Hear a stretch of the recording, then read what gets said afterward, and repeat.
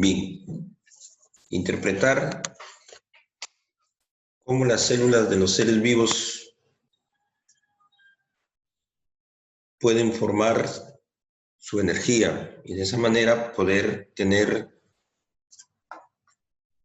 la fisiología cumpliéndola de la mejor manera.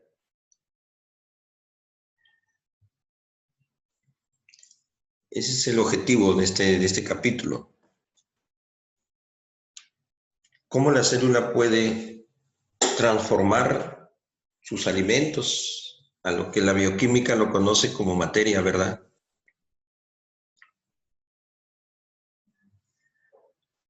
Y de ellos obtener la energía necesaria para todas sus funciones de vida. Y por ende, la del mismo ser vivo. Sabiendo que un ser vivo está formado ya sea por una o muchas células. Nutrición celular le decimos, ¿no? Para que pueda haber esa transformación, para que pueda existir esa transformación en energía, tienen que hacer reacciones químicas, lo que llamamos nosotros anabolismo y catabolismo.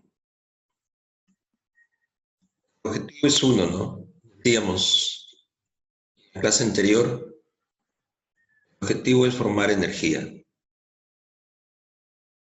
La molécula que contiene esa capacidad para darlo a la célula es el llamado ATP,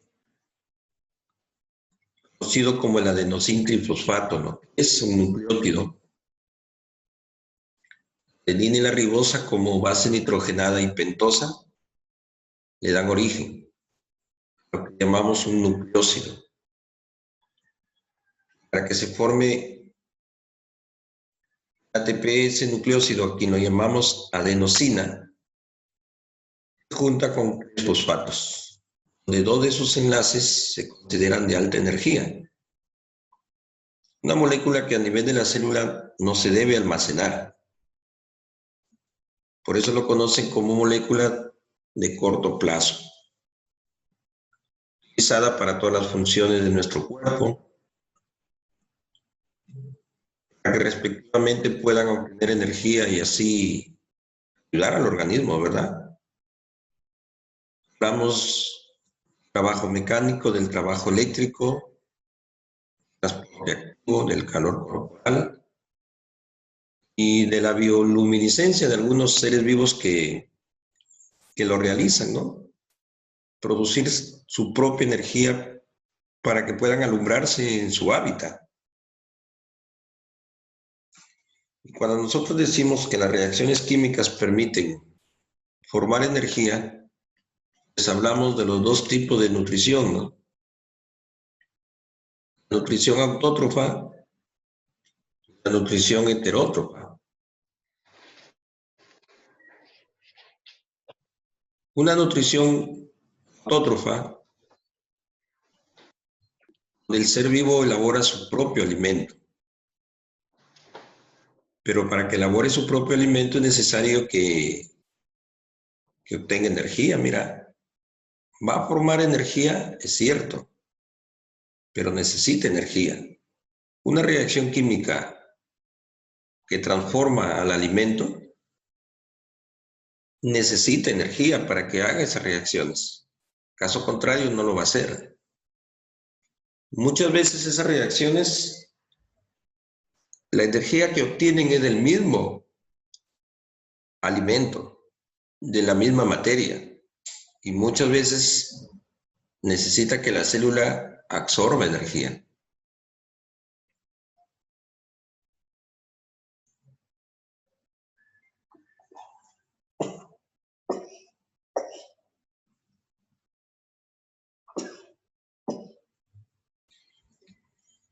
Y ahí tenemos esos nombres, ¿no? Fotosíntesis, quimio. Foto, porque absorbe la energía luminosa. Quimio, porque absorbe energía química de los compuestos inorgánicos. Hemos hablado ya de la fotosíntesis y de la quimiosíntesis. Vale la pena tomar, ¿no? Entrar en detalle el otro tipo de nutrición. Una planta, un alga, son organismos eucariotos fotosintéticos que realizan la fotosíntesis a nivel de este organelo llamado el cloroplasto. A diferencia de una cianobacteria, que es un procarioto, que lo hace a nivel de su membrana fotosintética y de su citoplasma. A diferencia de una bacteria, las bacterias autótrofas, que lo hacen a nivel de su membrana celular y de su citoplasma. Pero la referencia es esta, ¿no? El cloroplasto. La composición es que tiene este organelo muy idéntico en muchas partes,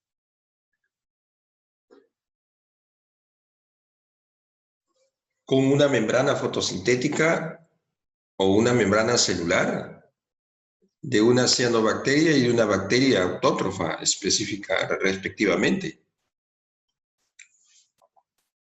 El estroma y los tilacoides, donde se va a dar la fase luminosa, los tilacoides, y en donde se da la fase oscura, estroma, ¿verdad? Habíamos detallado esos dos aspectos. Fase luminosa la llaman así porque necesariamente necesita la energía del sol. Y hay que tener por ahí un criterio de que, pues, se va a dar siempre y cuando exista la energía del sol, siempre y cuando esté el sol ahí presente, ¿no? Entonces, ¿qué significa? Que en la noche, en la oscuridad, pues no se da, ¿no? No hay una fase luminosa. En cambio, la fase oscura se puede dar, se da en este caso sin energía del sol, tanto en el día como en la noche. ¿Ok? Deben tener en cuenta eso de ahí. Pero si tú sabes que necesita energía, entonces la pregunta viene aquí, ¿de dónde la obtiene? Y también se van a hacer reacciones químicas ahí. Entonces, ten en cuenta que para eso está la fase luminosa. La fase luminosa, al obtener la energía del sol, le va a servir esa energía que la transforma en energía química para la fase oscura, mira. Por eso dice sus nombres, ¿no? A la fase luminosa, por transformar la energía del sol, la llaman fotoquímica, y a la fase oscura, por necesitar esta energía, la llaman termoquímica. Ya, no olvidemos eso. Sus descubridores también parte importante de la historia, ¿no? Y que también nos piden muchas veces en los exámenes. Hill, Calvin Benson, respectivamente. A nivel de un tilacoide, así como a nivel de una membrana fotosintética, así como a nivel de una membrana celular, encontramos estos componentes. Dos complejos que se encargan de captar la energía luminosa. Complejos que se encargan de captar la energía luminosa, que están formados de moléculas llamados pigmentos. Y uno de esos pigmentos, ¿quién era? La clorofila. Entonces, esos 4 grupos de organismos autótrofos tienen a este pigmento llamada la clorofila, ¿ok? Hay que tener en cuenta.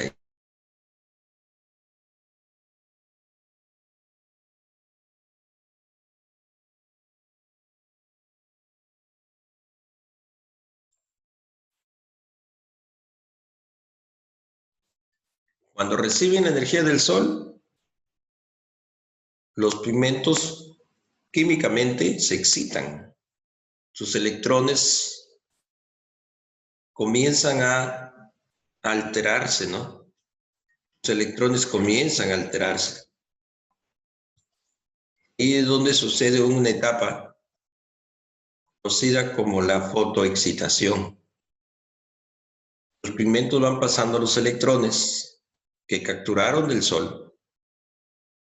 Les sirvieron para que ellos se exciten y los electrones de esos pigmentos van pasando hasta cuando lo recibe la clorofila, que también se excita y que también libera su electrón, pero lo captura el manganeso. También se va a excitar. Pero si este liberara su electrón, el proceso se detiene. Pero para ello entra el agua, dona los electrones, que el manganeso se las quita a los electrones, para que se puede estabilizar. Pero lo lamentable es que cuando el agua deja los electrones, se rompe. Y es donde en este proceso el oxígeno, ¿verdad? Sale el oxígeno. La naturaleza sabia ha creado este proceso para que nosotros seres vivos podamos valernos del oxígeno que este proceso libera. Pero repito, el manganeso necesita de los electrones para estabilizarse. Porque una vez que se estabiliza, debido a esos electrones que el agua donó y se rompió, de ahí el nombre fotólisis del agua, los comienza a bombear. Ya los utilizó para estabilizarse, los bombea. No los necesita. Esos electrones que son energía sirven para otra reacción, a nivel del estroma, a formarse el llamado NAC reducido. Mira la energía, qué tan necesaria es, ¿no? Absorbe energía, libera energía.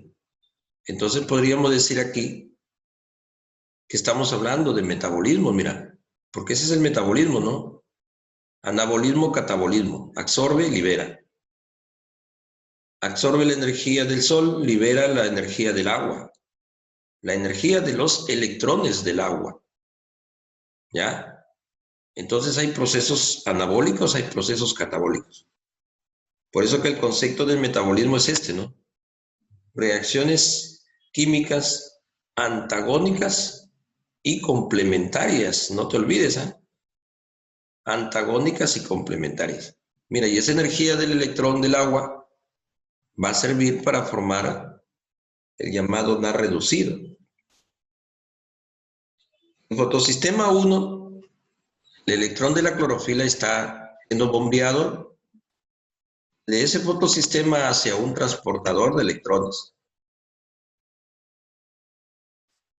Y los transportes de electrones sirven para liberar más energía, en este caso protones.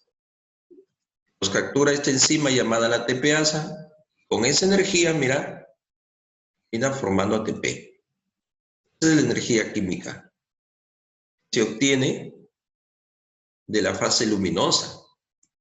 El proceso se le llama bien cierto la fotofosforilación oxigénica. Que se necesitaron los protones del transporte de electrones. Un transporte cíclico y un transporte acíclico, no forma ciclo, ¿verdad? De ahí sus nombres, cíclico, acíclica. Y por liberar oxígeno, se le conoce como oxigénica, ¿ok? Tener en cuenta eso de ahí. Entonces, los 4 pasos importantes señalados ahí,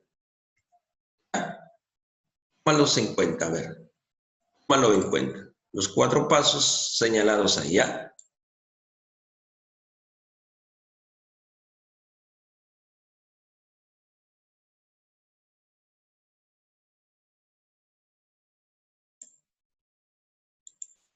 La energía química que sale, que forma la fase luminosa, se necesitará para hacer la fase oscura, ¿verdad? Bioquímica ha comprobado esto, ¿no? La cantidad de moléculas necesarias para que pueda darse la fase luminosa. 12 moléculas de agua, de 12 de NAC, 18 ADPs. Y con eso se obtiene lo que acabamos de decir, ¿no? de molécula de oxígeno no se tendrá reducido 18 ATP. ¿Ya? Un dato que también debes tener en cuenta. ¿Listo? La fase oscura necesariamente necesita el CO2. Se une a ribulosa 1,5-difosfato por esta enzima llamada la rubisco, y al proceso se le llama la carboxilación, ¿verdad? Esta va a originar, gracias a la energía que proporciona la fase luminosa, aquí entra una parte de ella para formar este compuesto carbohidrato llamado el PEGAL, el fosfogliceraldehído, y ese es el que origina el alimento. Es en la fase oscura, acuérdate, donde se forma el alimento, donde aquí se forman los azúcares, las grasas, las proteínas, de ese ser autótrofo, ¿ok? Pero mira, ¿a partir de quién? Del carbono. Del carbono que entra, cierto, como CO2, pero lo que se necesita de este es el carbono. Por eso lo llaman al carbono como el principal de la materia orgánica, ¿no? Y aquí nos estamos dando cuenta que es el carbono que al unirse a estas moléculas y formar al fosfogliceraldehído, termina formando los compuestos orgánicos de un autótropo. Ya, debemos tener eso muy presente. Muchos PEGAL regresan al ciclo y se vuelve a regenerar la ribulosa 1,5-difosfato con el agregado de la otra parte de energía. Se necesitó entonces CO2, los NAD reducidos que salieron de la fase luminosa, los ATPs que salieron de la fase luminosa, para que se obtenga nuevamente lo contrario, ¿no? Los ADPs, los NAS oxidados, y las moléculas orgánicas, en especial azúcares. Y de toda reacción siempre va a haber agua. Eso es lo que habíamos mencionado en el caso de las algas, de las plantas, de las cianobacterias. En el caso de las bacterias, la fotosíntesis se lleva a cabo en la membrana celular y en su citoplasma. ¿Ah? La membrana celular y en su citoplasma. ¿Ok? Hay que tener en cuenta eso de ahí. ¿Listo, muchachos?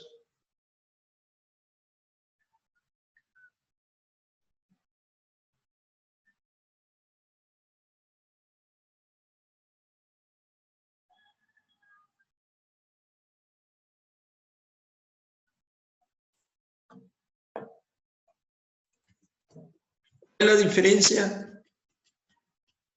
¿Cuál es la diferencia entre una fase luminosa, de lo que hemos visto anteriormente, con el de una bacteria? La diferencia consiste en el aspecto estructural. La membrana celular de una bacteria solamente tiene fotosistema 1. Solamente tiene fotosistema 1. Y observa, no hay el fotosistema 2. Después tiene sus transportadores, tiene su enzima. También este de aquí va a excitarse. Va a hacer lo mismo que veíamos en el anterior proceso, ¿verdad? Pero acá hay una pequeña diferencia. Ahora, como a esta clorofila le pertenece a las bacterias, ya se le va a llamar bacterioclorofila. Primera diferencia. Segunda diferencia. Para que el proceso pueda seguir entra el ácido sulfídrico. En el anterior entraba el agua, ¿verdad? A donar los electrones. Ese rompimiento del agua salía oxígeno. De este rompimiento del ácido sulfídrico sale azufre. También va a servir para estabilizar el proceso. Con esos electrones también se forma el NAR reducido. De la energía de los protones también se forma el ATP. Como no libera oxígeno este proceso, se le llama anoxigénica, ¿no? El ATP es el objetivo de las fases luminosas, ¿ah? Acuérdate. El NAR reducido y el ATP, esa es la energía química. El ATP, el lógico, es el que da más energía que el NAR reducido.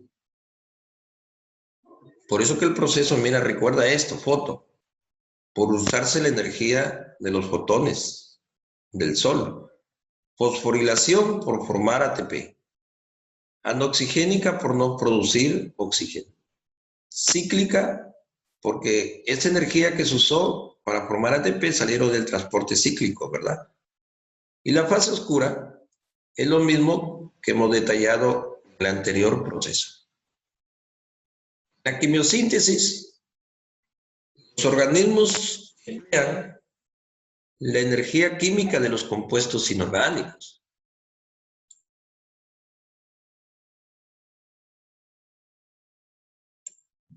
¿Y quiénes son esos seres autótrofos quimiosintéticos? Un grupo de bacterias, un grupito de bacterias muy pequeño, lógico, reducido, las que usan la energía química, nitrógeno, del azufre, del hierro, del hidrógeno. Están los grupos que también detallábamos, ¿no? Y hacerte recordar esto, que los procesos son oxidativos, ¿ok? Primer punto que no debes olvidar. Y las bacterias que representan a estos grupos principales, en donde al obtener la energía química, terminan formando otros compuestos, útiles para ellas mismas o útiles para otros seres vivos. ¿Cómo es, verdad? El objetivo es obtener energía. Pero ¿cómo liberan sustancias que son útiles para otros seres vivos, verdad, chicos? Mira en la fase luminosa, se liberaba oxígeno. ¿Útil para quién? Para todos los seres vivos, sin excepción. En este caso, por ejemplo, mira, el nitrato. ¿Útil para quién? Para las plantas que necesitan de este nitrógeno para que hagan su proceso fotosintético, ¿eh? Y así lo mismo el azufre, así lo mismo el ion férrico, así lo mismo el agua, que se puede obtener de esa manera a través de los procesos químicos. ¿Listo?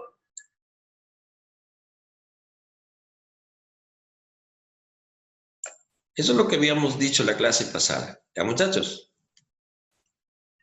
Lo que se refiere a la nutrición heterótrofa, lo distinto de lo autótrofo, organismos que no pueden elaborar su propio alimento. No pueden elaborar su propio alimento.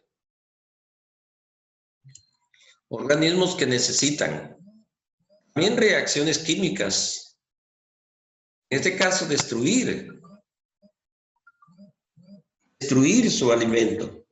Pero el objetivo es formar energía. ¿Ya? Tengan en cuenta eso de ahí. Dos mecanismos, así como en la autótrofa hay foto y hay quimio. Aquí encontramos a la glucólisis y a la llamada respiración celular. Glucólisis y a la llamada respiración celular. ¿Listo? Tener en cuenta eso de ahí. ¿Ya, muchachos?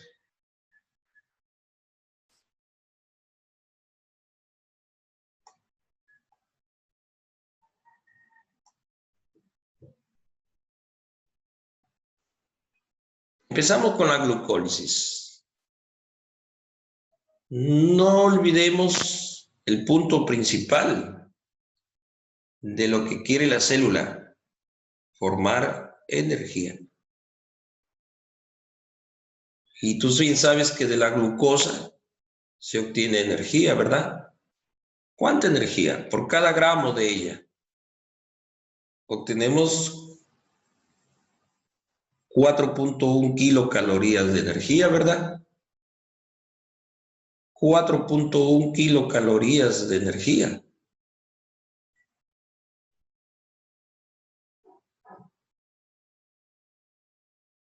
Pero para ello necesita romperse.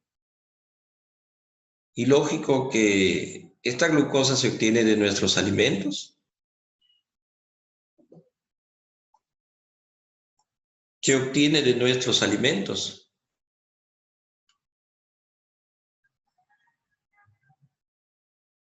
Cuando tú comes un arroz, cuando tú comes una papa, una yuca, ahí es donde obtenemos la glucosa. Pero repito, para que se pueda romper y así obtener esa energía que esta molécula almacena. ¿Listo? ¿Qué necesita la glucosa? Primero entrar. ¿Qué necesita la glucosa? Primero, entrar a la célula. Una vez que nuestro aparato digestivo la ha absorbido, a través de la sangre lo lleva a todas las células. Y las células lo dejan ingresar. Y complementemos este pequeño dato, ¿ya? Complementemos este pequeño dato de que para que la glucosa pueda ingresar a la célula, no olvides que necesita de la insulina. Ah, ya, entonces, profe, ahí está la razón del por qué el diabético, como no tiene insulina, pues no le va a ingresar la glucosa a sus células. Y está escaso de energía, ¿no? Lo ves cansado, quiere estar durmiendo, porque está sin energía. ¿Verdad?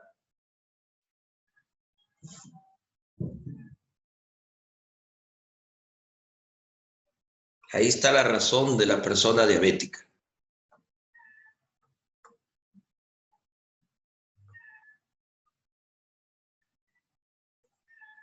¿Ya, muchachos? La necesidad de la insulina para que pueda esta empezar a romperse, ¿no? Ahora, dentro de la célula, específicamente a nivel del citoplasma, sucede el rompimiento. La glucosa, para empezar, hola Flor, un gusto. La glucosa, para empezar a romperse, necesitará ganar energía. Hoy bien curioso esto de la química, ¿no? Bien curioso lo de la química. Que esa energía nos van a dar las moléculas, pero primero necesitan, mira, obtener energía. Primero necesitan obtener energía. ¿Ah? Vamos por aquí a tener mejor referencia. La necesidad de obtener energía. ¿Listo? Miren por aquí. Este es un punto muy importante que debes tener en cuenta. Debemos tener en cuenta para el rompimiento de la glucosa, que la molécula de glucosa necesita de 2 moléculas de ATP para que empiece a romperse. Oye, lo podríamos nosotros quizás comparar, ¿no? Podríamos nosotros comparar. El objetivo es formar energía, claro. ¿Ya? Es formar energía.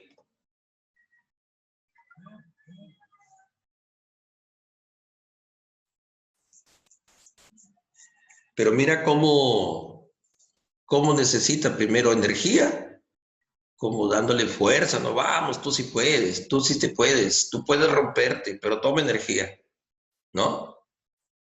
más o menos así. Y empieza todo el proceso bioquímico. Como la glucosa gana ATP, pero el objetivo, mira, lo que te dije al inicio de la clase, que son en los fosfatos donde está la energía ya. Son en los fosfatos donde está la energía. Mira, ¿y cómo lo gana la glucosa? Quitándole un fosfato al ATP y se convierte en glucosa 6-fosfato. ¿Qué significa eso? A ver, le quito un fosfato, ¿ah? Y este fosfato se va a agregar en el carbono 6 de la glucosa. De ahí su nombre, glucosa 6-fosfato. Un solo fosfato, ¿listo? Un solo fosfato unido al carbono 6 de la glucosa. Eso significa este nombre de esta molécula, ¿ya? ¿Listo?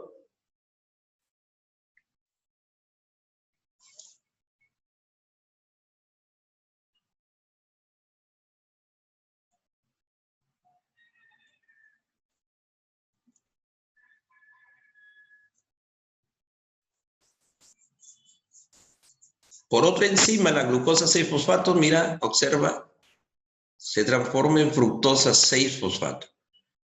A este proceso de transformar azúcares en uno y a otro, la bioquímica lo conoce como la interconversión de los azúcares. La interconversión de los azúcares. Así lo conoce la bioquímica. La interconversión de los azúcares. Mira, y la fructosa 6-fosfato vuelve a necesitar de otro fosfato. Ahora ese nuevo fosfato que lo obtiene el ATP se le une al carbono 1.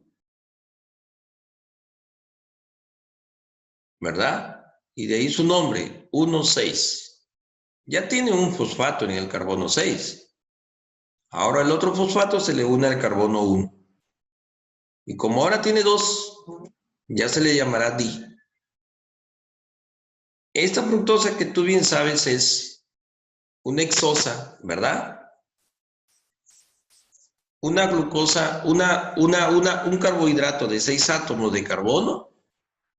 Por esta enzima, la aldolasa, se rompen 2 átomos en 2 moléculas de 3 átomos de carbono. Y nuevamente observamos, mira, el fosfogliceraldehído y la dihidroxiacetona. El fosfogliceraldehído y la dihidroxiacetona.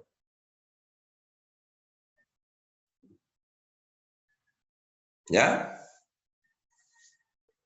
Hasta ahí es la glucólisis, ¿ya? El aspecto, el rompimiento de la glucosa hasta esas 2 moléculas. Porque el proceso es llegar, esa glucosa se transforme en este ácido, conocido como el ácido pirúvico, hijo.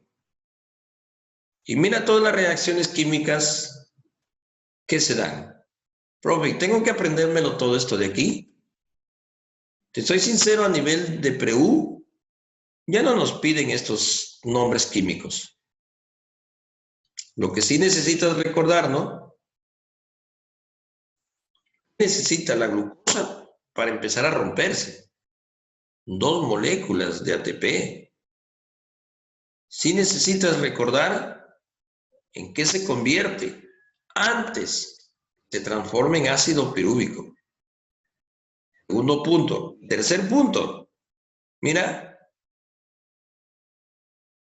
que cuando los fosfogliceraldehídos y la dihidroxiacetona se convierten en ácido pirúvico, mira, libera energía. Libera energía. ¿Te das cuenta?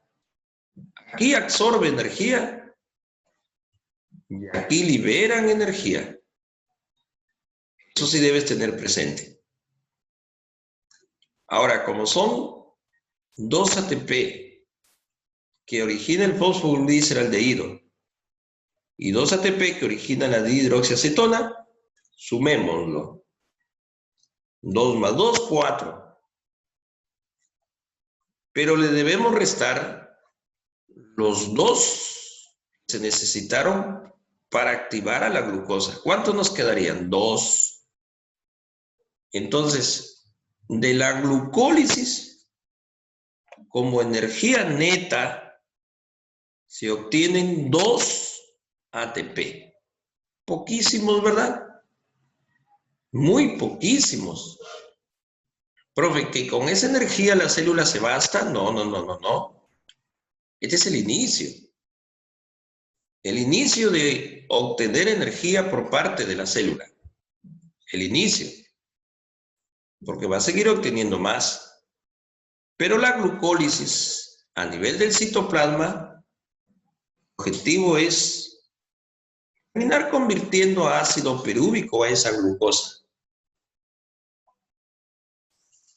Terminar convirtiendo ácido pirúvico a esa glucosa, pero también formar energía. Una energía indispensable, necesaria, sí es cierto. ¿Ya? Entonces, no te olvides que la glucólisis se obtiene de ella 2 ATP como energía neta. Si te preguntaran la energía total, ya pues sumas estos 2 más 2, 4. Esa es la energía total. Es así, ¿no? Yo lo comparo así. Te subes a una balanza y quieres saber tu peso y la balanza te reporta unos ciertos kilos. Pregunta, ¿será tu peso neto? No, ¿verdad? Porque tienes peso de los zapatos que pesan 2 kilos. Si los zapatos son más gruesos, peor todavía. Tienes kilogramos de tu ropa. Tienes kilogramos de las alhajas que quizás estás llevando encima. ¿Qué se hace para obtener la energía, el peso neto? Se resta del peso que reportó la balanza un aproximado, ¿no? Si quieres ser más preciso, en tu peso neto, lo correcto es pesarse sin ropa. Lo correcto es pesarse sin ropa. Oye, pero si tú vas a un centro de salud, un establecimiento, no te dicen, señor, desnúdese para pesarse, ¿verdad? No te dicen eso. ¿Qué te dicen? Señor, suba la balanza. Pero ya se toma una referencia de cuánto más o menos pesa un par de zapatos, un pantalón, una camisa, una blusa, en el caso de las mujeres, y te restan un mínimo de 1 kilo, kilo y medio. Eso es lo que te restan. Entonces, si tú pesas en la balanza 60 kilos, réstale 1 kilo y medio más o menos. Y ese sería tu peso neto. Lo mismo aquí. Lo total son 4, pero como se usaron 2 para activar a la glucosa, quedan 2. ¿Sí? 2 necesarios para empezar las reacciones químicas que vienen a continuación. Sí, sí, es cierto.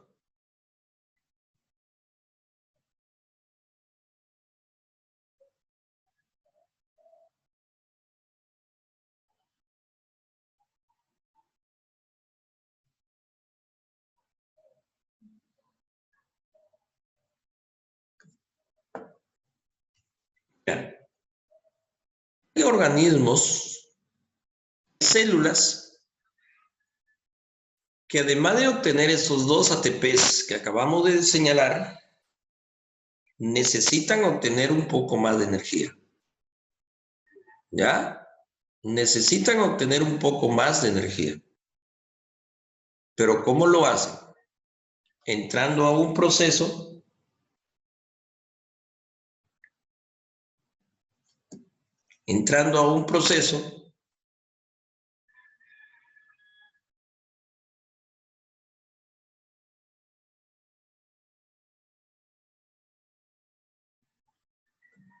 conocido con el nombre de la fermentación, que consiste en qué? que ese ácido pirúvico se siga transformando. Este ácido pirúvico salió del proceso de la glucólisis, se siga transformando.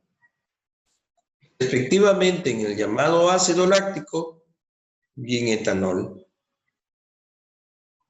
¿Ok? A la fermentación que convierte el ácido pirúvico en ácido láctico, ¿cómo se llama? Fermentación láctica. Y la que convierte el ácido pirúvico a etanol, fermentación alcohólica. Fermentación alcohólica. ¿Listo? ¿Qué nos piden reconocer de este proceso, chicos? Empieza así. Empieza así. Saber quiénes son esos grupos de seres vivos que hacen fermentación. Al menos los más comunes, porque hay más. ¿Ya?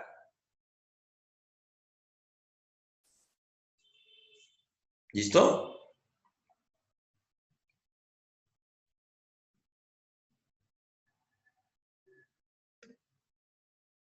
Bacterias lácticas, músculos y la levadura de la cerveza.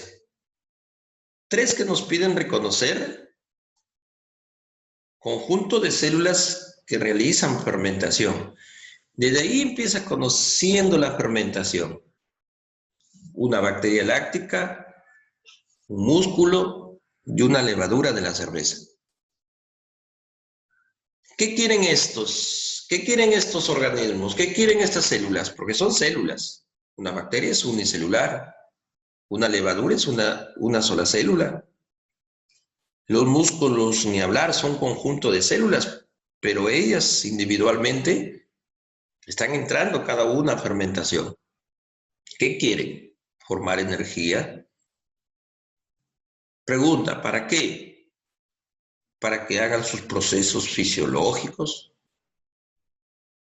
¿Listo? Ese es su objetivo. ¿Y quién es la energía que sale de la fermentación? Acá está, mira. Esta es la energía que sale de la fermentación. Es un nucleótido. ¿Y cómo hacen estos seres para que a partir de esta molécula,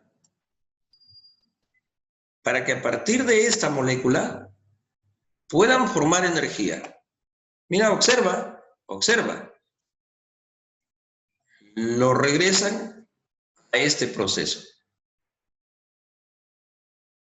Este NAC se obtiene de la fermentación, regresa a este proceso para que se vuelva a obtener, mira, el ATP. Ah, ya. Entonces, el objetivo es formar ATP finalmente, ¿verdad? Pero esta energía, mira, necesaria que se forme la otra energía. Nunca me voy a cansar de decírtelo, ¿eh? Se necesita energía para formar energía. Comes glucosa, es energía. ¿Qué terminas formando? Energía. Comes grasa, que es energía. ¿Qué terminas formando? Energía. La célula necesita NAD, que es energía. Para terminar formando, ¿qué? Energía. Interesante, ¿verdad, chicos? Así como las bacterias lácticas, músculos y levaduras obtienen esa energía para sus funciones. Lógico que en el proceso se necesitan enzimas y apréndetelas. Para la fermentación láctica, la lactato deshidrogenasa.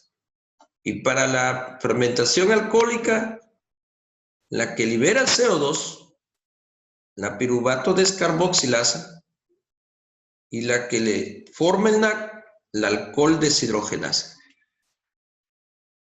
Los productos finales de la fermentación alcohólica son el CO2 y el etanol.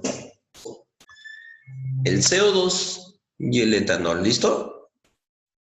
Esa es una pregunta también que no debes olvidar. Un aporte que no debes olvidar. Los productos finales de la fermentación alcohólica. el etanol y el CO2. Los científicos, los investigadores, el humano, ha empleado estos procesos fermentativos para obtener sustancias, muchas de ellas favorables. Sí es cierto, mira, usando una bacteria láctica, la que hace fermentación láctica, con ellas se elabora yogur, con ellas se elaboran quesos, con ellas se elaboran leches ácidas, así las llaman. Fíjate lo que ha descubierto la parte científica. Ha descubierto que estos hacen fermentación láctica, sí es cierto. Pero también ha dado un paso más allá en descubrir que con estas se pueden obtener esos beneficios para nosotros, ¿verdad? El yogur. Comúnmente nosotros la llamamos los probióticos. ¿Has escuchado hablar de esos nombres? Los probióticos, ya, bacterias. ¿Listo? También se usan hongos, la levadura, también se usa como probiótico para el proceso fermentativo. Pero mira el beneficio. No sé si será un beneficio, pero sí un producto químico que se obtiene de esta levadura que usa la fermentación alcohólica. Un beneficio sí es cierto. Por ejemplo, para elaborar el pan, ¿qué se le echa? Levadura. ¿Cuál es el objetivo? Que esa masa se fermente. Y se fermenta porque es azúcar, pues. La masa, tú sabes que la hacen de trigo. ¿El trigo qué tiene? Tiene almidón, y el almidón es azúcar. ¿Se va a fermentar? Se va a fermentar. ¿Pero qué quiere el panadero? Que a la fermentación, que por la fermentación se forme el CO2 para que esa masa se pueda elevar, ¿sí o no? Y así poder obtener mayor cantidad de su producto, pues ese es el objetivo. No le echa levadura, menos pan. Le echa levadura, anda ve, aunque nos venden esos pan que parecen suspiros, pero bueno, ahí lo tenemos, pues. Al menos estamos comiendo pan, ¿verdad, muchachos? Ese es un beneficio de la levadura. La fermentación alcohólica que ellas hacen, ¿no? Me dijo un alumno, profe, pero si se obtiene alcohol, y de hecho que también CO2 y por eso que se eleva, y si se obtiene alcohol, ¿por qué el pan no sabe a alcohol? La respuesta es muy sencilla, que cuando tú lo pones a cocinar al pan, el alcohol pues se evapora, pues. O imagínate panes que tengan con sabor a alcohol. Qué rico, ¿verdad? Tomaríamos nuestro desayuno, carambas, escuchando la clase de biología, alcoholizados. Un decir, un decir. Pero ahí está, mira. Podríamos decir que es un beneficio, ¿verdad? Pero también no sé si es beneficio, a mi criterio no. Pero usando la levadura en la cerveza y gracias a su fermentación alcohólica, se obtiene bebidas alcohólicas. ¿Beneficio? A mi criterio no. La cerveza, el champán, el vino, se obtiene las sidras, y por ahí la referencia, ¿no? Pero el vino sí es beneficioso, profe. Tiene antioxidantes. Ah, el alcohol no es un antioxidante. La misma uva que se elabora el vino, la uva es la que tiene los antioxidantes, no el alcohol, que de hecho tú lo tomas como vino, es cierto. Pero no es el vino, es el alcohol el que nos permite obtener antioxidantes. Es el fruto con el que se elabora el vino. ¿Me dejo entender? ¿Ya? Entonces, por ahí encontramos un beneficio. Y me centro ahora en el caso de los músculos. En el caso de los músculos. Mira, los músculos, ¿cuándo recurren a la fermentación láctica? Ellos hacen este proceso químico. Ellos hacen ese proceso químico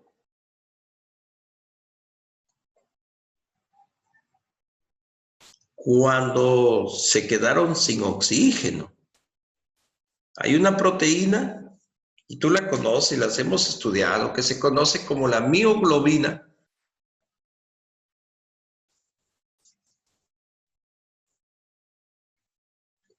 que se encarga de llevar oxígeno al músculo para que éste trabaje. Pero por qué situaciones el músculo se quedó sin oxígeno, por ejemplo, mucho trabajo que le demos al músculo y sin necesidad de hacer mucho esfuerzo. Levantas una pesa y el músculo ya se siente ya que no tiene fuerza necesaria para seguir soportando ese peso. Ya le estás dando un trabajo al músculo ya. En donde ahí el músculo recurre a la fermentación, mira.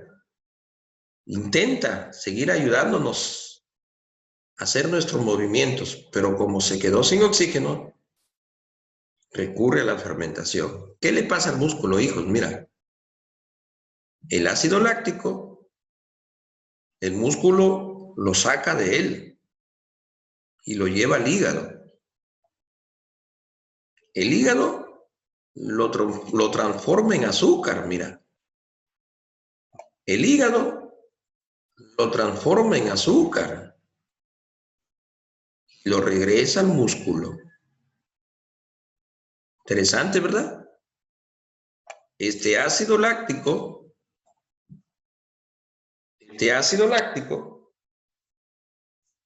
el músculo lo lleva al hígado y el hígado lo transforma en azúcar y en azúcar lo regresa al hígado, al músculo. ¿Para qué? ¿Para qué? ¿Para qué? Para que nuevamente se haga la glucólisis, se obtenga finalmente energía. Mira, interesante, ¿verdad? Mínima. El músculo intentó dar energía para seguir haciendo nuestras actividades, pero no suficiente. Lamentablemente no suficiente. Mira una persona que está jugando un deporte X y él intenta seguir moviéndose. Mira el partidito, los partidos de fútbol que existen. Pasaron los 90 minutos y ellos quieren seguir corriendo, jugando, ¿verdad? Ah, pero el músculo ya se quedó sin oxígeno ya. Ya el oxígeno que había almacenado y el que le había llegado ya se agotó ya. Pero tú quieres seguir moviendo tu cuerpo. Ahí también hablamos de un trabajo intenso. Pero el músculo, como recibe tu orden, quiere seguir moviéndose, pero ya recurre a la fermentación. Pero ¿cuál es la consecuencia, muchachos? Que este ácido láctico se acumula en el músculo. Y ahí viene la consecuencia para el músculo. Que el ácido láctico hace que el músculo se empiece a contraer. Y a esas contracciones, que muchas veces viene con dolor, lógico, viene con dolor, le llamamos los calambres. Ese es el fundamento de un calambre, ¿eh? Que el músculo se quede sin oxígeno. Y puede suceder en situaciones que sin necesidad de que tú le hagas tanto ejercicio a tu músculo, ¿se te ha adormecido alguna vez la pierna por estar mal posicionado en tu sentar? Cuando te sientas mal, sigue ahí en esa posición y verás que el músculo se te va a contraer. Un calambre. ¿Te ha sucedido cuando hace frío en las madrugadas generalmente nos dan calambres, ¿verdad? Pero, ¿cuál es el fundamento? El músculo se quedó sin oxígeno, ¿ah? Profe, pero el frío. El fundamento es este, que el cuerpo para defenderse del frío necesita, mira lo que hace. Comienza a cerrar nuestros vasos sanguíneos. Y como los vasos sanguíneos se cierran, lógico, la sangre ya no va a ir por ellos y por lo tanto oxígeno tampoco. Y ahí donde los músculos recurren a la fermentación. Y también eso es un trabajo intenso, ¿eh? Por eso que en el frío los calambres son comunes, ¿no? En el frío. Porque es una defensa del cuerpo, el que se cierren los vasos, ¿ah? Y así mantenerlo caliente al cuerpo. ¿Ya? Punto aparte, chicos. Entonces, la fermentación es el complemento de la glucólisis, no te olvides. Entonces, muchachos, terminamos este pequeño capítulo de la respiración celular. Es el complemento de la nutrición heterótrofa, ¿ya? Es el complemento de la nutrición heterótrofa. Para estudiar la bioquímica, la respiración celular lo ha dividido en la anaeróbica y en la aeróbica, en el citoplasma y en la mitocondria, respectivamente. ¿Ya? La pregunta, ¿por qué lo llaman respiración celular? Tu respuesta va a ser esta. Por la presencia del oxígeno y la presencia del CO2, ¿ya? Esa va a ser tu respuesta. Por la presencia del oxígeno y la presencia del CO2. ¿Listo? Tengan en cuenta eso de ahí. Una a nivel del citoplasma, otra a nivel de la mitocondria. La anaeróbica a nivel del citoplasma, la aeróbica a nivel de la mitocondria. Y te repito, es un complemento para que se sigan destruyendo nuestros alimentos. De esa manera, obtener energía. ¿Listo? De esa manera, obtener energía.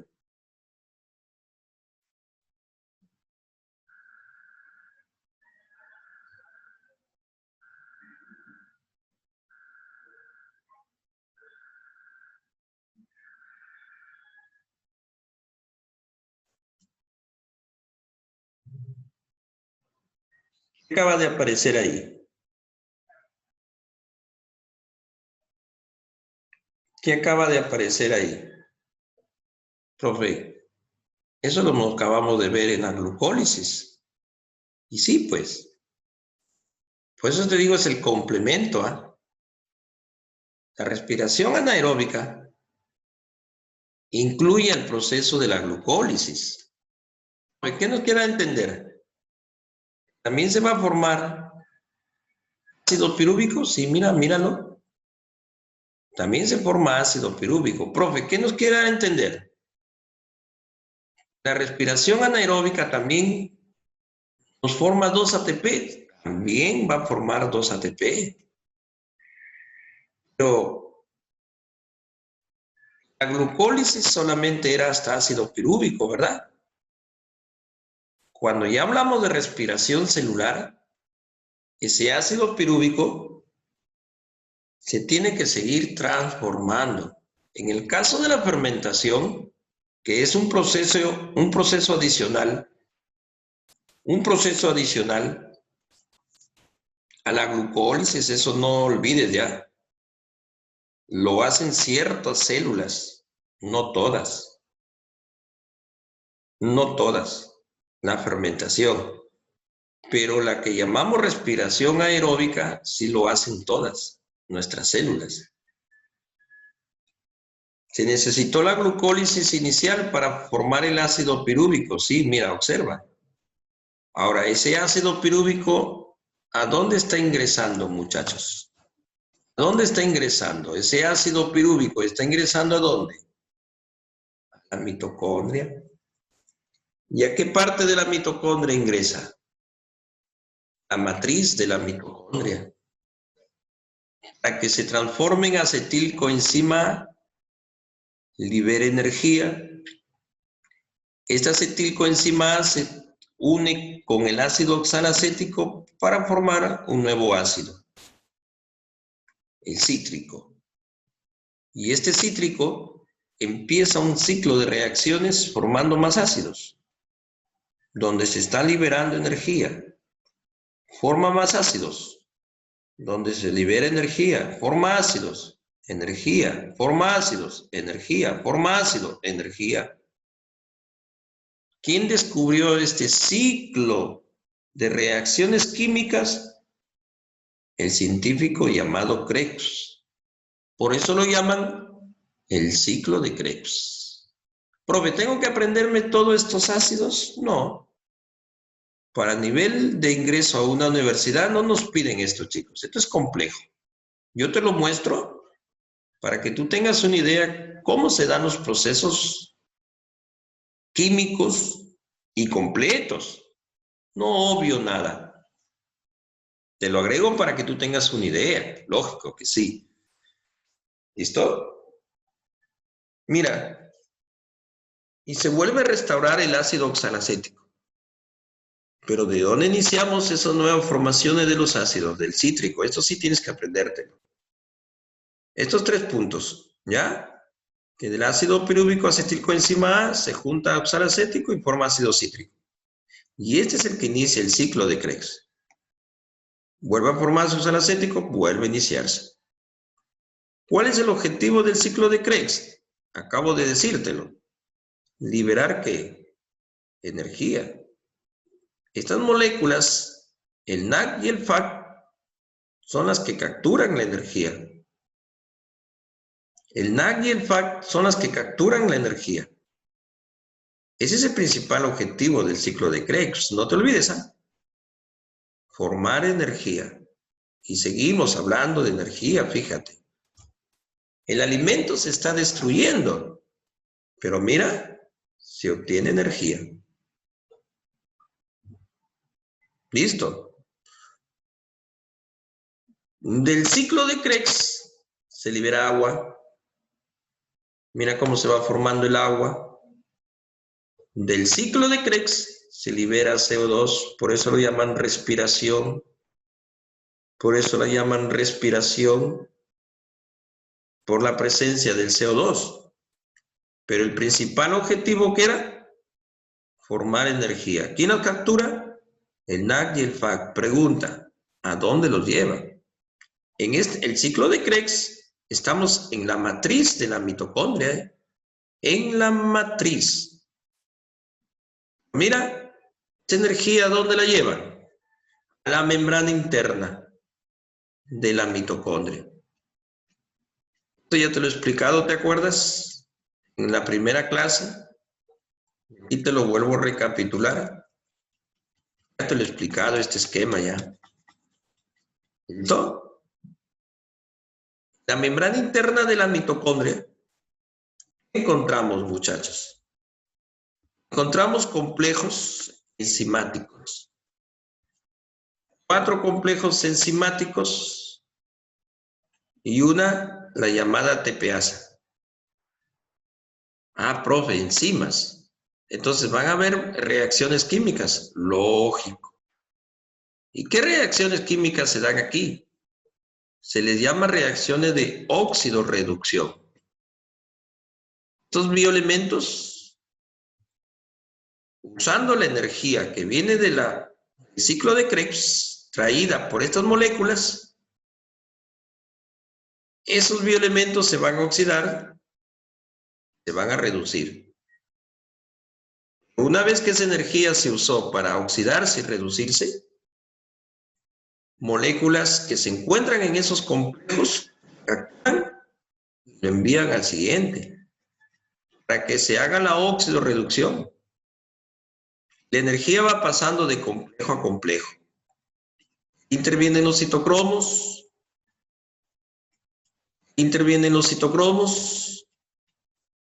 El último citocromo se le entrega al oxígeno.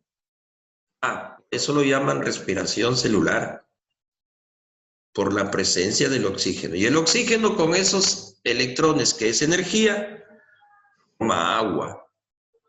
¿Qué más tú has aprendido hasta aquí? Los electrones se liberan fotones. A eso la ATPasa los captura, termina formando ATP. Fosforilación oxidativa. Esa es la misión de la respiración celular, formar ATP, formar energía, destruyendo la glucosa, destruyendo las grasas, muchas veces las proteínas, pero principalmente glucosa y grasas. Principalmente glucosa y grasas. Proceso de formar ATP, fosforilación oxidativa. Reacciones de óxido-reducción, ¿verdad?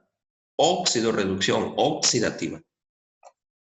¿Cuántos? A todo este proceso se le llama la cadena respiratoria. ¿Ya? No te olvides este dato. ¿Cuántos ATP por cada glucosa? De 36 a 38 ATP.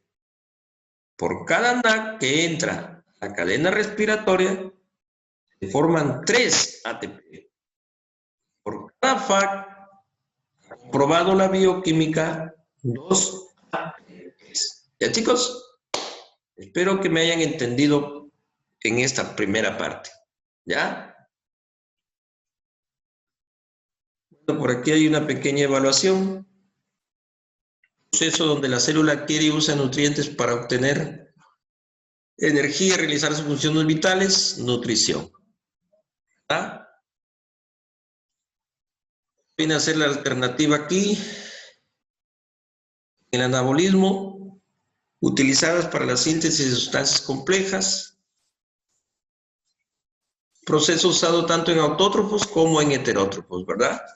¿Por qué la 3 y la 4 no es correcto? Porque en el anabolismo no se libera energía, se absorbe energía, ¿verdad?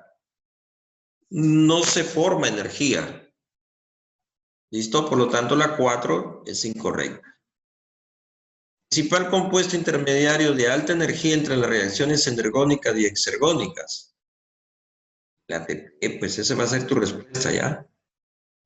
La ATP. La ATP es una molécula de energía para corto plazo. Se denominan así sus enlaces porque absorbe y libera energía. ¿Listo? Eso es lo que acabamos de aprender. Organismos fotosintéticos que no presentan cloroplastos.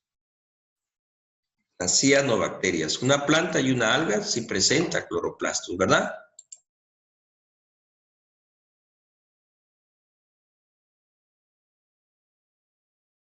¿Listo? Señalemos la relación incorrecta. A ver. Entra en detalle ahí.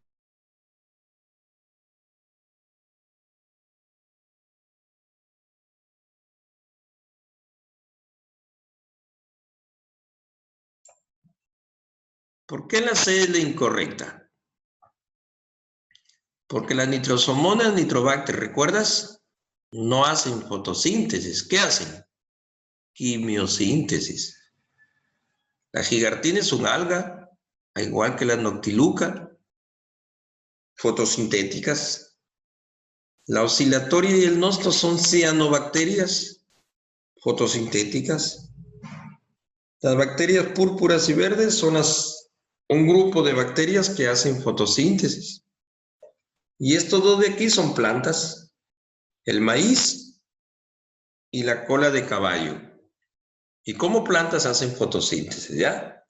Entonces la incorrecta es alternativa C. ¿Listo?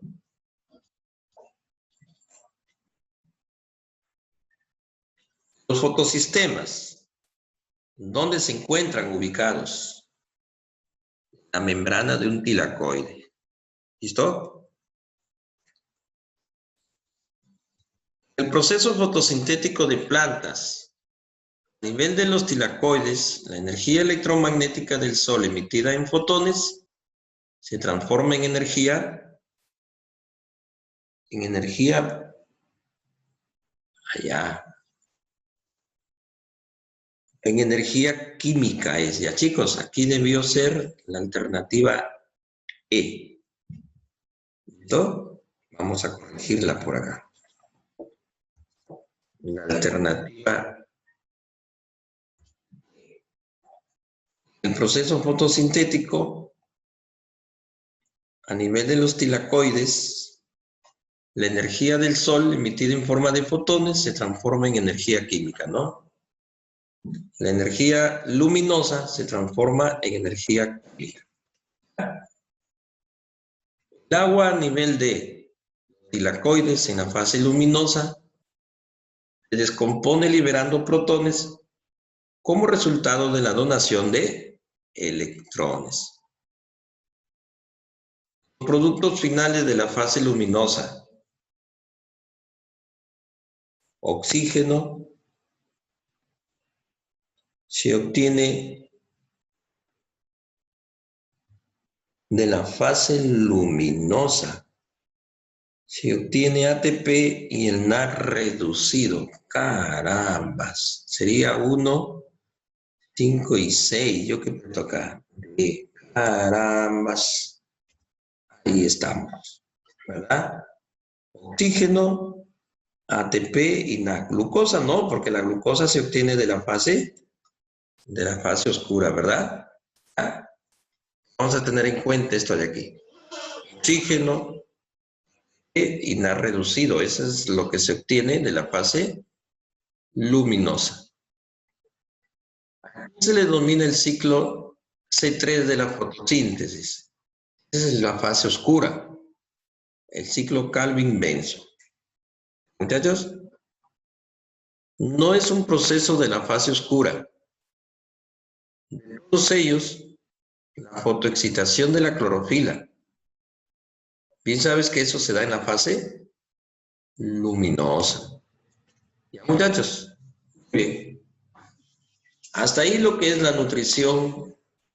nutrición celular. Pasemos a otro punto. ¿Ya?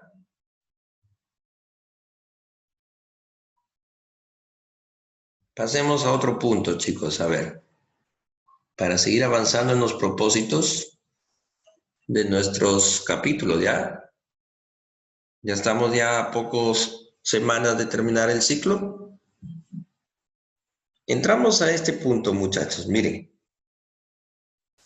Nos toca hablar de reproducción celular. ¿Ya? Y aquí hay dos puntos que debemos conocer. Uno es la mitosis y el otro es la meiosis. ¿Ah? Uno es la mitosis y el otro es la meiosis. Pero para empezar a hablar de la mitosis, vamos a recordar esto, chicos. Vamos a recordar esto. ¿Cómo se forma un cromosoma? ¿Te acuerdas? Te lo hago recordar para avanzar, ¿ya? Mira lo que hay dentro de un cromosoma. Observa lo que hay dentro de un cromosoma. ¿Quién es esa molécula? Es el ADN, ¿sí? Es el ADN. Entonces, ¿qué significa? Que es a partir del ADN donde se forman los cromosomas. Para ello han tenido que agregársele esas proteínas llamadas las histonas. ¿Qué hace el ADN con las histonas? Las enrolla para formar finalmente un cromosoma, ¿ya? Permíteme aquí a ver, de repente, si nos entendemos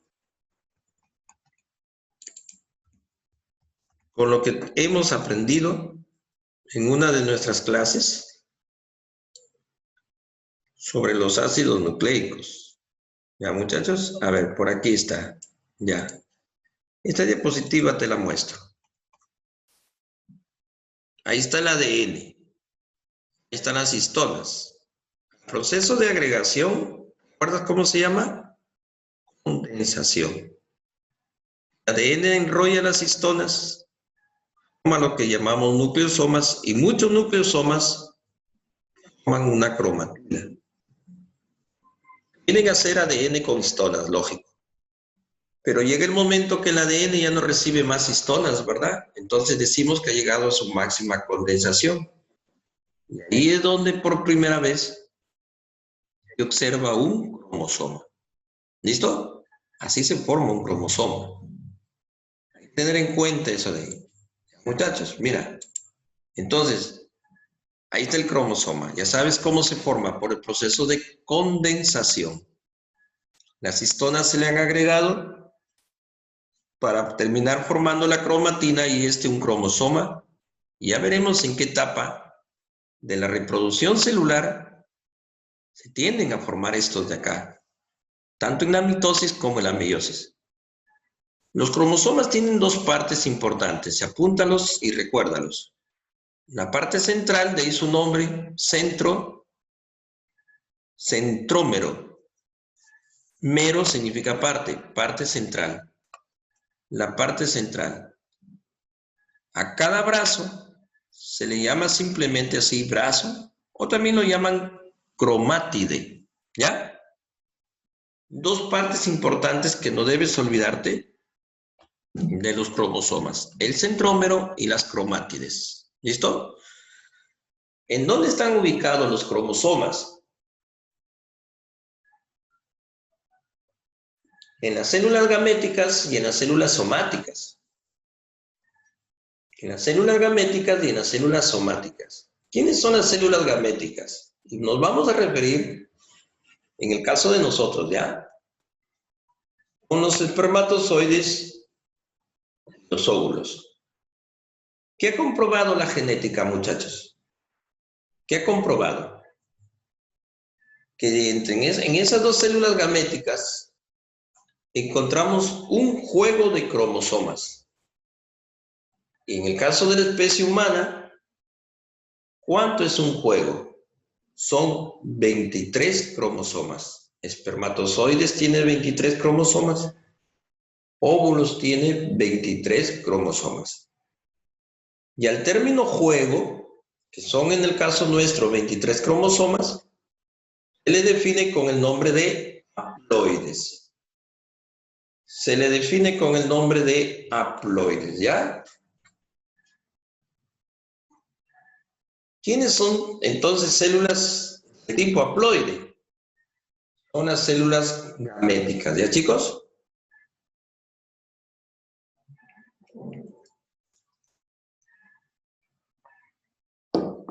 ¿23 cromosomas? Ploide significa juego. Ploide significa juego. Células del tipo haploide. Ese esperma y ese óvulo, lógico, en el proceso de la fecundación se juntan. Se terminan juntando, ¿verdad? Para formar ¿a quién? Al huevo cigoto. Que ahora va a tener un juego del esperma y va a tener un juego del óvulo. Entonces, ya no se llamará haploide. ¿Cómo se va a llamar? Diploide. Cigoto es diploide, ¿ya? Haploide era 23, pero como ahora tiene dos juegos, ya serían 46. ¿Verdad, chicos?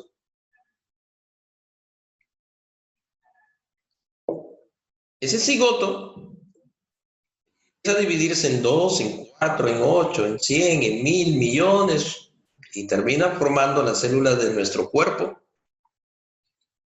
Se llaman células somáticas, de ahí el nombre soma, cuerpo. Un término que significa cuerpo. Somáticas. Que por haberse derivado del cigoto,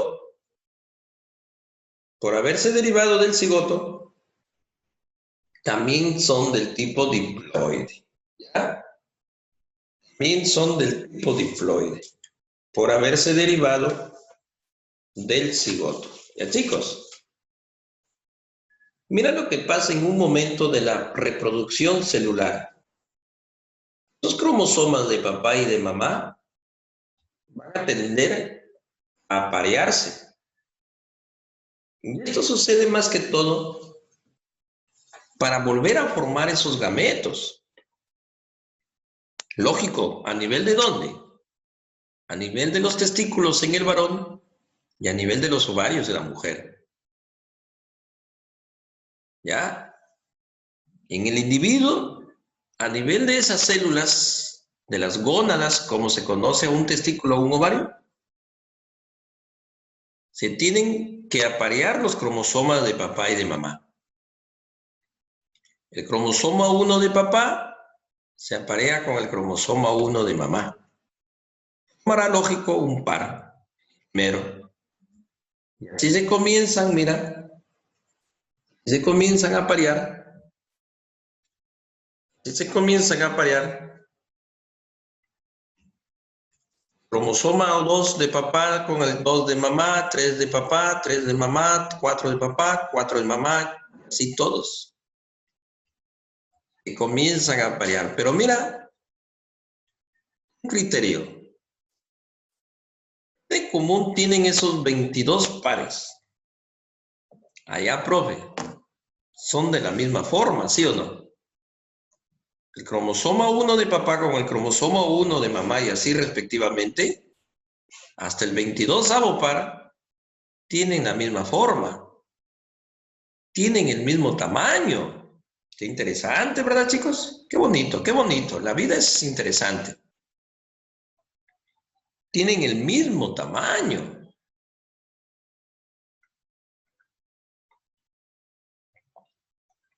¿Qué más nos enseña la genética?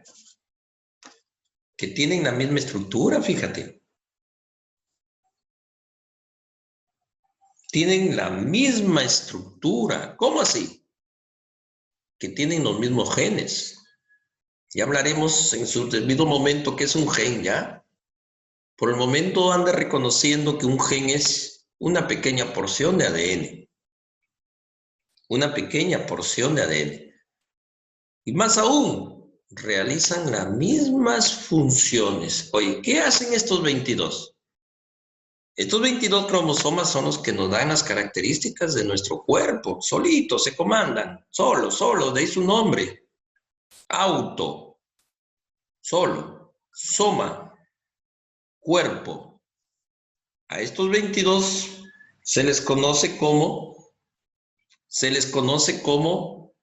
autosomas.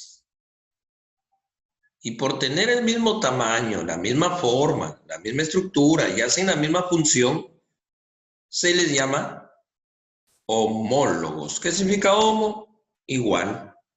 Autosomas u homólogos. Hasta el 22, porque mira, el 23º par se caracteriza porque está formado ya de manera distinta, ¿verdad? Se encuentra formado ya de manera distinta ya. El 23º par. Uno es más grande, el otro es más pequeño, ¿verdad? Uno es más grande, el otro es más pequeño. A todos los 23 cromosomas se le conoce en general como el cariotipo, que se define como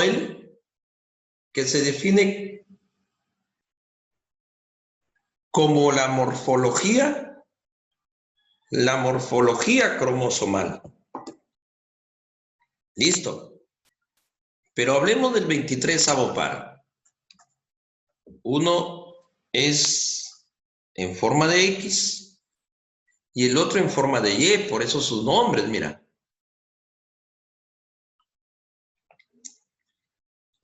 Formando un par lógico.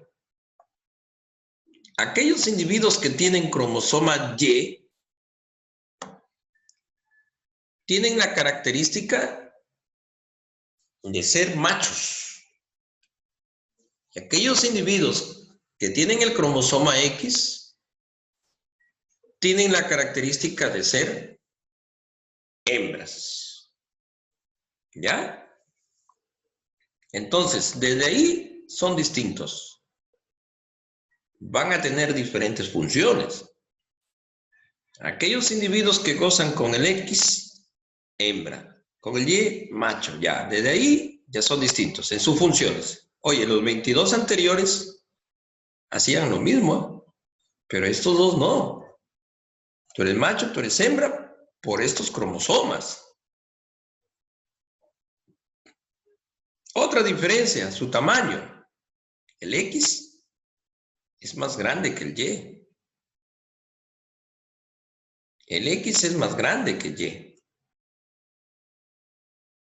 Otra diferencia, el X tiene más genes que el Y. Interesante, ¿verdad, chicos? Y a toda la morfología cromosomal se le llama el cariotipo. Pero te hago recordar esto, ¿eh? Este apareamiento de cromosomas sucede ¿cuándo? Cuando los testículos y los ovarios van a formar gametos. Porque en todas las demás de nuestras células, esto no está sucediendo por si acaso, ¿ya? Solamente a nivel de las gónadas. Para que esos gametos, esos espermas, esos óvulos hagan con las características de papá y de mamá, ese es el objetivo. Ojo, estamos hablando de reproducción celular. El apareamiento es para que los espermas tengan las características de papá y de mamá y los óvulos tengan las características de papá y de mamá, que cuando se vuelven a juntar a formar el cigoto, ese individuo tenga características de papá y de mamá. ¿Me dejo entender? ¿Ya? Hay que tener en cuenta esto de acá. Bien, mira. Para nosotros hablar de reproducción celular, definamos qué es, en qué consiste, ¿no? La célula se divide originando nuevas células. Y hemos estado hablando, mira, ¿de quién, no? De los cromosomas, dirigido por el mismo material genético. Dirigido por el mismo material genético. Y aquí viene algo muy interesante. Aquí viene algo muy interesante. Algunas células sin núcleo no se dividen. Células sin núcleo no se dividen. Y algunas células que han perdido la capacidad de división. A ver, te lo explico, ¿ya? Estaba recordando lo que colocan en las redes sociales, ¿verdad? Los famosos memes. Profesor, explíqueme con ejemplo, porque la diapositiva no le entiendo nada. Así dicen los muchachos, ¿no? Explíquenmelo con ejemplos, profe, porque la diapositiva no le entiendo nada. Ejemplos. Oye, no te olvides del concepto, pues. Formar nuevas células. Entra en juego la genética, lógico. De nada sirve formar nuevas células si las características de los progenitores no se preservan. Eso es reproducción, ¿verdad? Perpetuar. ¿Qué perpetúa? Lógico que al individuo se forma una nueva célula, se forma un nuevo individuo. Pero ¿de qué sirve formar un nuevo individuo si ese nuevo individuo no tiene las características del que le dio origen? Por eso dice, dirigida por el mismo material genético. ¿Ya? Dirigidas por el mismo material genético. ¿Ya, muchachos? Tengan en cuenta esto de aquí.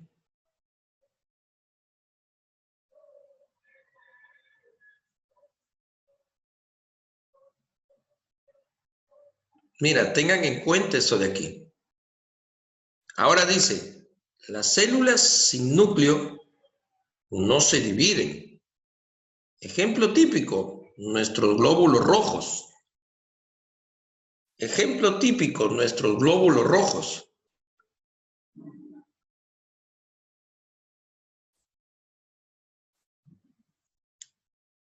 Pero tengan en cuenta esto, muchachos.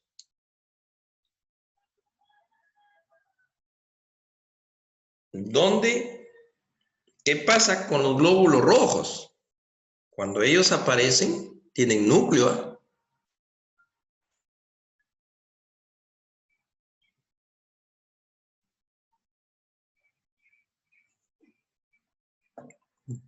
Donde los glóbulos rojos se forman a nivel de nuestra médula roja.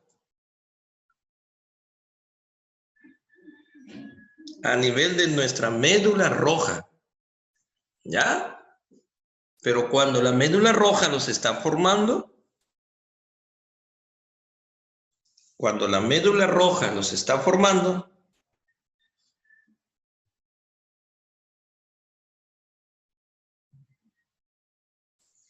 ¿verdad? Tienen núcleo ahí. Pero ¿sabes algo importante de los glóbulos rojos y del cuerpo humano? Que pues cuando los glóbulos rojos están apareciendo, entre comillas nos dicen que salen inmaduros. ¿Qué significa eso? Que todavía no cumplen su función, todavía no están aptos para cumplir su función. ¿Cuánto demora ese tiempo, ese proceso? Muchos días. Pero a medida que van madurando, mira, llegan a término de perder su núcleo. Ya cuando están maduros, el glóbulo rojo ha perdido su núcleo. Pero una célula sin núcleo ya no va a tener la posibilidad ya de reproducirse ya. Porque mira lo que dice anterior a esto. Material genético. Pregunta, ¿dónde está? En el núcleo, ¿verdad? Y una célula sin núcleo ya no se va a reproducir, pues. Así de simple. Ya no se va a reproducir. Profe, ¿qué nos quiere dar a entender? Que los glóbulos rojos una vez que aparecen, ya no hay quien los forme. Sí, sí, sí. Ellos cumplen su tiempo de vida, pero ¿qué crees? Que la médula roja a cada minuto los está formando. Mira, para que tengas un criterio, por cada gota de sangre tenemos un promedio de 4.5 a 5.5 millones de glóbulos rojos. Te pones a pensar, ellos nunca dejan de estar en nuestro cuerpo, caso contrario, ya estuviéramos muertos. Pero se quedaron sin núcleo en un transcurso de su vida. Mueren, pero la célula madres de la médula roja los está formando. ¿Me dejo entender? Ese es un ejemplo de células sin núcleo. Y algunas han perdido la capacidad de división. Ejemplo, las neuronas. Que cuando nosotros estamos en el vientre de la madre, las neuronas se están reproduciendo, pero en cantidades inimaginables, chicos. Tenemos billones de neuronas, ¿eh? Billones de neuronas. Pero una vez que salimos del vientre de la madre, mira lo que le pasa a ellas. Pierden este organelo que ya lo hemos hablado, que se encarga de la reproducción celular, aparte del núcleo. ¿Quién es ese organelo? La que conocemos como los centrosomas, esos que están hechos de ¿qué? De centriolos. Esos que están hechos de centriolos. Las neuronas pierden sus centriolos y una célula eucariota, que son los únicos que tienen centriolos, excepto las plantas, una célula sin centriolos no se puede reproducir. Mira, vamos a ver qué función hacen los centriolos. ¿Ah? Y esas neuronas son las que han perdido la capacidad de división. Por eso, cuídalas demasiado. Ya no es como los glóbulos rojos, ¿no? Tú te haces una herida, pierdes miles de glóbulos rojos, no te preocupes, ahí está tu médula roja que los va formando. Ah, pero que se te muera una neurona, ¿quién te los forma? Nadie. ¿Quién te los forma? Nadie. Por eso hay que cuidarlas. No hay que hacer situaciones que compliquen su tiempo de vida. El que tú no tomes desayuno, el que tú no tomes a la hora tu desayuno, las primeras células que mueren por falta de energía son tus neuronas. Créemelo, ¿ah? El que tú no duermas tus horas necesarias, las primeras células que las estás matando son tus neuronas. El consumo de sustancias químicas, las primeras que mueren son tus neuronas. Y ni hablar de otras sustancias químicas mucho más complejas. Esas son las células que han perdido la capacidad de... muy buena pregunta. Mira, la ciencia ha comprobado esto, que el cerebro es como un motor, muchachos, que si tú al motor de tu carro, de tu moto, le estás dando, se recalienta demasiado y llega el momento que ¡plum!, se detiene. Por eso es que no es cuestión de recorrerlo kilómetros por hora, hay que saberlo utilizar. Igual es nuestro cerebro. Nuestro cerebro, cuando ya se quedó sin energía, lógico que tienes que darle energía con tu alimento. Pero así no le des energía, el cerebro recurre a otras formas de cómo obtener energía a partir de nuestras células del cuerpo. Pero tiene que descansar, se apaga. Y es por eso el sueño, mira. Se apaga, tú estás cansado, te llama a dormir. Pero ahí es donde el cerebro está recuperando energía. ¿Cuánto tiempo mínimo necesita? Mínimo, 5 horas y tu cerebro ya está en un 80-90% para volver a empezar su trabajo. 6 horas a 8 horas máximo.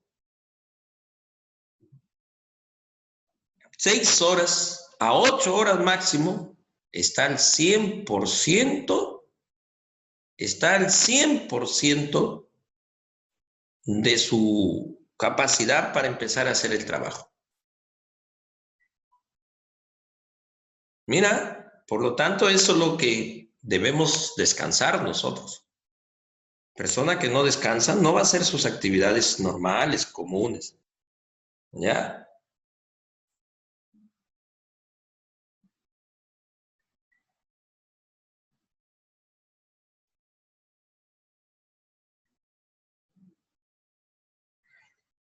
¿Listo, muchachos? Bueno, punto aparte. Para ir avanzando. ¿Cómo la biología estudia la reproducción celular? Hablándonos del ciclo celular, que se define como el tiempo de vida de una célula, ¿ya? Ciclo celular, ciclo dice, ¿no? Donde empieza, termina. Ciclo. Para estudiarlo, se habla de dos mecanismos. La llamada interfase y la llamada división celular. ¿Cómo define la interfase? Es un periodo de preparación donde la célula hace actividad metabólica, se está alimentando más, por lo tanto va a crecer, va a comenzar a formar nuevos organelos, nuevas estructuras que le van a servir para distribuirlas a las células hijas. Para que la célula haga todo ese proceso de preparación, más del 90% del ciclo de vida debe estar en interfase, fíjate. Más del 90%. Oye, es así más o menos, ¿no? Para ingresar a una universidad nos preparamos mínimo 3 meses. Muchos 5 años del colegio. 5 años del colegio. Terminas tu colegio, ingresas. Pero todo ese tiempo estuviste preparándote. De repente no en los 5 años, 3 meses de una academia. 3 meses de una academia para que unas 3 horas rindas tu examen. Qué bonito, ¿no? Así es la célula. Se prepara más del 90% del tiempo de vida para que en cuestiones de horas o de días haga su división celular. ¿Listo? ¿Cómo le estudia la genética la interfase? La llamada fase G1, intervalo 1, en el llamado fase S, el intervalo 2. ¿Qué sucede en cada uno de ellos, chicos? A criterio de la genética, la fase S es de suma importancia. Porque fíjate, es un periodo de preparación. Entonces, ¿qué se necesita para que luego la célula pueda decir misión cumplida en formar una nueva célula? Si sabemos que la reproducción es cuestión genética, ¿qué se necesita? Esa célula hija tenga las características de la célula madre. Para eso, en la fase S, se ha tenido que formar un nuevo ADN. Replicación del ADN. Se necesita un nuevo par de centriolos y que ahí se formen las histonas, esas que van a formar al nuevo ADN. Entonces, antes lo veíamos al cromosoma con un solo brazo, ahora lo vemos con 2 brazos, así como te los he presentado. Pero antes de ello, mira, al que llamamos periodo prereplicativo, que es el G1, la célula crece, forma nuevas estructuras. Una vez que ya ha formado ADN nuevo, ahora sí, a dividirse se ha dicho. Ya está preparada. ¿Ya? La mitosis, que es un proceso de división celular, crecimiento, los objetivos son esos, ¿no? Crecimiento, regenerar tejidos, cicatrizar heridas. Crecimiento, regenerar tejidos, cicatrizar heridas. Listo. Pero no olvidemos este concepto común de mitosis. Escúchame. ¿Cuál es el objetivo de la mitosis? Muy cierto. Es una división celular. ¿Qué significa? Que va a formar nuevas células. Va a formar nuevas células. ¿Ok? Pero hay algo bien interesante, muchachos. Hay algo bien interesante de la mitosis. Bien interesante de la mitosis. ¿Cuál es ese algo interesante? Observa aquí. El número diploide de la célula va a mantenerse en las células hijas también de manera diploide.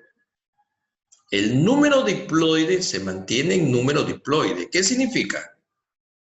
Que empezamos con 46 y terminamos con 46 también.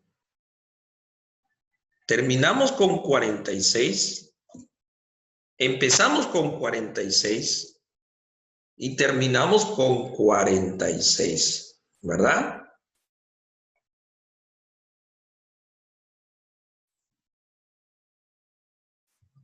¿Listo? Ese es el objetivo de la mitosis. Empezar con 46 y terminar con 46.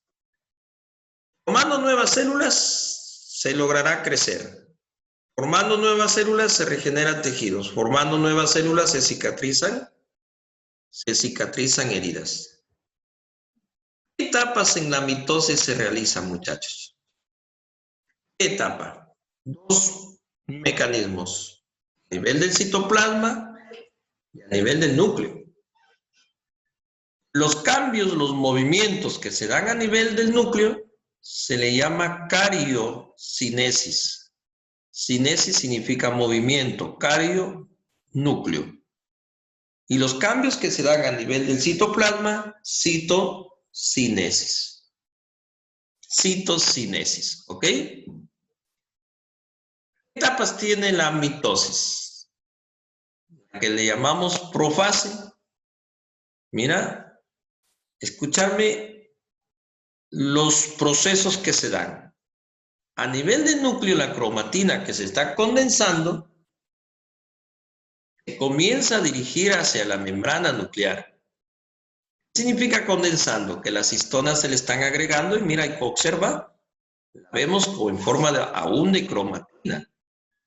Así enrollándose, engrosándose y acortándose, se dirige hacia la membrana nuclear, como diciéndole, ya, déjame salir, ¿verdad? La membrana nuclear le dice, espérate un ratito, todavía no puedes salir para que cumplas tu función. Antes de ello, observa, ¿quién desaparece? ¿Quién desaparece? Desaparece el nucleolo, ¿verdad? Desaparece el nucleolo. Una vez que desaparece el nucleolo, observa, la membrana nuclear empieza a desintegrarse. Ojo, no se desintegra completamente. No se desintegra completamente, ¿verdad? La membrana nuclear se ha desintegrado parcialmente. En el centro de las cromatinas aparecen unas proteínas que se le da el nombre de cinetócoros. Cine, movimiento. Coros, poseer. Poseer movimiento. Unas proteínas llamadas los cinetócoros. Esos son los cambios en el núcleo. Mira los cambios en el citoplasma. Ya hay un par de centriolos. Por cuestión hormonal y químico, uno se va a un polo, el otro al otro polo. Para que se rodee de una zona electromagnética, la genética no ha descubierto de qué se trata, ¿eh? Sí ve que se observa, sí ve que se forma, perdón, pero no sabe de qué se trata.